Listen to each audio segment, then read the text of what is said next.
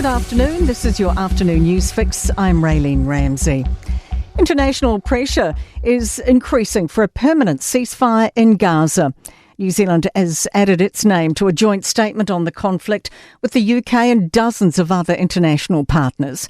They're calling for an end to the war, including release of hostages held by Hamas and Israel's aid restrictions towards civilians, including children. Winston Peters, our Foreign Affairs Minister, says the suffering is intolerable. Further bloodshed serves absolutely no purpose, and therefore it must stop. A neck-and-neck result for Preferred Prime Minister in the latest Talbot Mills poll, and Labour overtakes National. The Post is reporting Chris Luxon and Chris Hipkins each scored 24%. Labour's on 35%, National on 32%. The Greens are at 12%, topping ACT's 8%, NZ First 7%, and Te Pāti Māori's 3.8%. It gives the left bloc the balance of power, 63 seats to 58. That's welcomed by Hipkins. It's an encouraging result for me. I'm pleased to see that my numbers have been improving, but the main thing I'm focused on is getting votes for Labour. Police have charged a man with murder nearly 7 years after the death of Eddie Peters. The 45-year-old was beaten in Hawke's Bay's Flaxmere, back in 2018. He died in hospital.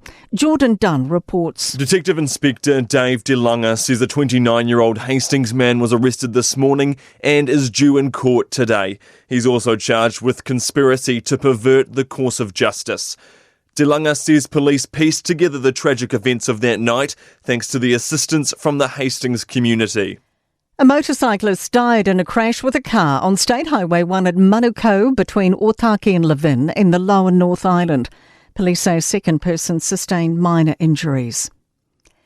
Internal demolition should begin at Auckland's fire-gutted Victoria Park New World within weeks.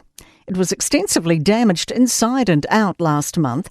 Foodstuffs North Island has confirmed stabilisation work still being done, with the building too dangerous to enter. General Manager Lindsay Rolls hopes they can replace and reopen the supermarket by 2027. We expect to be well through the removal and make safe process over the next 6 weeks, and thereafter what happens next will start to get into full swing. A flurry of snow has helped Mount Ruapehu's Turoa ski field catch up with the rest of the country. Most chairs on the North Island field are now turning. Chief Executive John O'Dean says a natural dump has added about 50 centimetres in the past few days. The place has been transformed up here at Turoa quite dramatically with a couple of decent snowfalls, so we're really pleased with that. It's good for us to be off and running and into winter 2025. And in sports, Silver Ferns captain Amelia Rayana Ikanasio is going to use her break from the black dress to weigh up her future as an international netballer. Ikanasio says she'll use the time to evaluate whether she wants to return to the Ferns next year.